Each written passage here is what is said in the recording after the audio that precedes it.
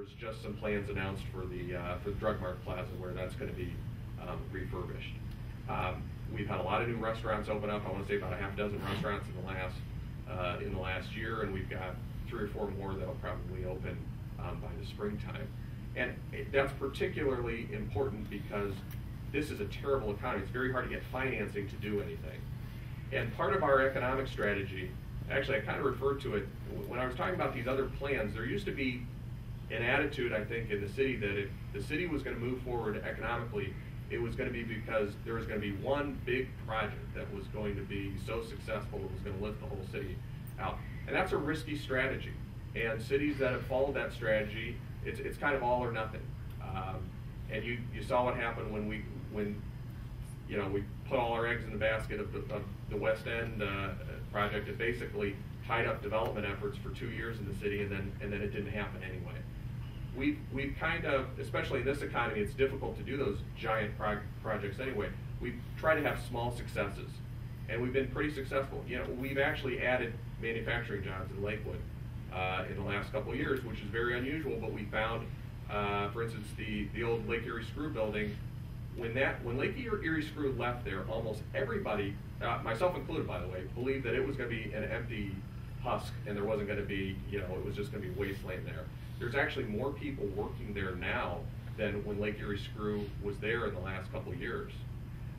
Their vacancy rate is down to something like 10%. So it's really incredible. And the city doesn't deserve all the credit. I mean, there's entrepreneurs there that made that happen. But I think that we've sent a message out to the business community that this is actually a pretty easy place to do business. It's a great location, and we'll work with you. All right, let's keep going. Winterhurst, I talked about that. I'm not an ice skater. You will not see me there, but if you're into it, I encourage you to go there. As I said, there needed to be about $1 million worth of work. We retained ownership. We didn't want to sell it off, but we found somebody to come in and operate it. But they agreed to put in $1 million of their own money in the facility. So if you haven't been there and you want to relive your skating days, go for it. We did more street repair projects in the last year, but that's because we did have a little bit more federal money. I do have to warn you, though, I don't want to bore you too much with financial details, but the city, even though our operating budget is now under control, our capital improvement budget is in sad shape, and it has been for years. We have a lot of streets that need to be fixed and a lot of sewers that need to be fixed, and we really don't have the tax resources to do them in the way that we should. And there's no quick solution to that. So I don't make any promises on that because I can't tell you that every street in Lakewood is going to be fixed in the next 5 years. It's just not going to happen. We have probably $100 million worth of infrastructure work that could easily be done, and we do not have the money for it. All right, let's keep going. I just want to mention this, and I want to try to get to your questions. This was another thing that we wanted to invest in. We tried to make the city more environmentally progressive, and by that I mean we wanted to encourage recycling, which we have. The recycling rate in the city has gone up by about 20%. It's one of the highest participation rates now in Ohio, and so we're proud of that. We've also moved to automation whenever we can, so we have cut down on the number of vehicles has gone down by about 10% in the city, and we've retrofitted a lot of our old vehicles so that our carbon emissions are a lot less than they were. And that's environmentally responsible. We've also saved money by doing that. Go to the next one. This is just vehicles going down from about 100. Same thing with fuel, went down dramatically. Keep going. And this is the other thing. Some people are into environmental issues, and some people think environmental issues are overblown. Whatever your position is on it, whether you're an environmentalist or whether you're a skeptic about those things, the bottom line is if we don't recycle trash, we have to pay for it to go in a landfill. We spend almost $1 million a year just in landfill fees because we have tons and tons and tons of garbage that we all generate collectively, and it's got to be shipped down to Medina into big landfills, which is obviously not great environmentally. It's also very expensive. So every ton that we recycle, we don't have to pay for it.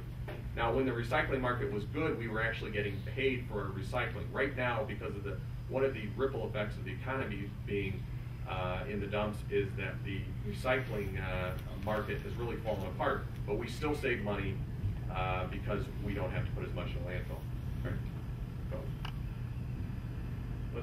Keep going.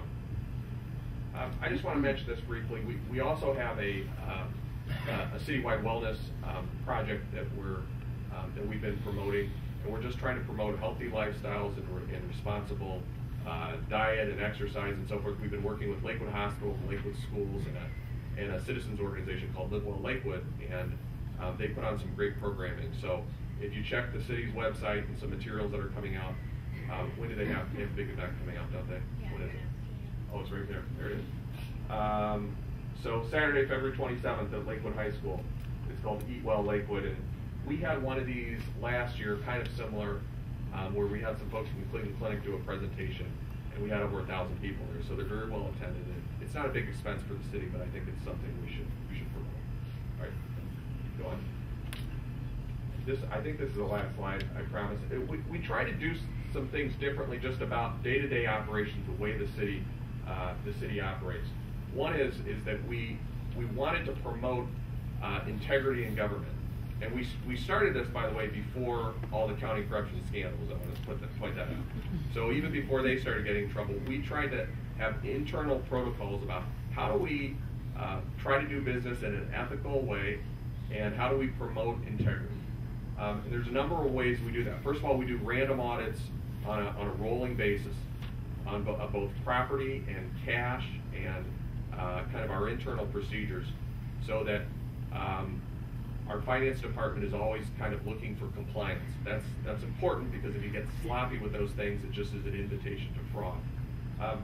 Secondly, just this whole idea that public employment is a privilege. It isn't a right that people have for life, and they need to adhere to standards of excellence and achievement whenever they can. So we started to, I know this sounds basic, but we started evaluating people on a yearly basis. There were people that worked for the city for 30 years and had never been evaluated. And this is all part of our effort to try to reward people on the basis of not of who they know or who they're related to, but on the quality of their work. It's a basic principle, but it had not been followed citywide. We also, for non-union employees, we started giving raises or bonuses when we could, solely on the basis of merit, not just because you'd been there for a certain number of years. And this was, heresy for some people, but we believe in it, and I think it's working. And that helps with accountability, with discipline.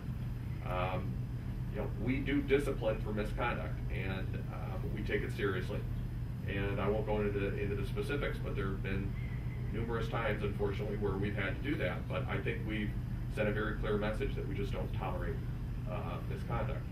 We try to hire Lakewood residents whenever we can. Most of my directors, actually all of the directors that I hired, are Lakewood residents. And I think that makes a difference, because they have a vested interest in what happens in the city. The other thing we try to do differently is, with technology, we try to do as much as we possibly can through the website. I know not everybody here uses the internet a lot, but if you do, we try to put as much information out there as we can, and it helps with our efficiency, and it helps us respond quicker. We also overhaul the technology and the actual IT systems in the city, which were pretty outdated. The other thing we try to do is, just in terms of being transparent, is we do meetings like this. I mean, I take questions every month, and we try to be open about what we do. We try to regularly explain to people, here's what we're doing, here's what our strategy is, and hopefully here are the results. Okay. This is just one thing that was added in here this time, just that there is a census going on, and it's important. There are certain reasons why it's important for us to maintain our population numbers as an accurate number, mostly because federal funding depends on our body count, okay? And there's actually a magic number, which is at 50,000. If you're under 50,000, you lose a certain amount of federal funding. And we're just over 50,000.